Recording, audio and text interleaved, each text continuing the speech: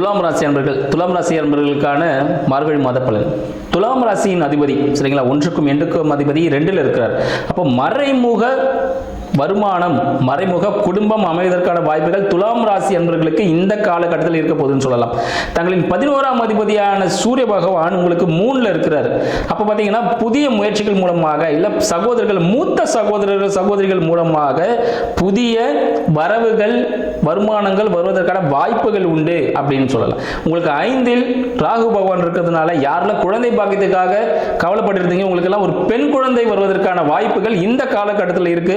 அதனால மருத்துவ உதவியோடு நீங்க மருத்துவரை அணுகுனீங்கன்னா கண்டிப்பாக இந்த காலகட்டத்தை பயன்படுத்திக்கங்க. பெண் குழந்தை நிச்சயமாக உங்களுக்கு கிடைப்பதற்கான, மகாலட்சுமி தங்களுக்கு பிறப்பதற்கான வாய்ப்புகள் உண்டு. உங்களுக்கு 11ல் கேது பகவான் இருக்கிறாரு. 11ல் கேது இருக்கிறதுனால விநாயகர் வழிபாடு செய்வதன் மூலமாக வாழ்க்கையில் வெற்றி பெறலாம் நீங்கன்னு சொல்லலாம். 3க்கும் 6க்கும் அதிபதியான குரு பகவான் உங்களுக்கு 9ல் இருக்கிறார்.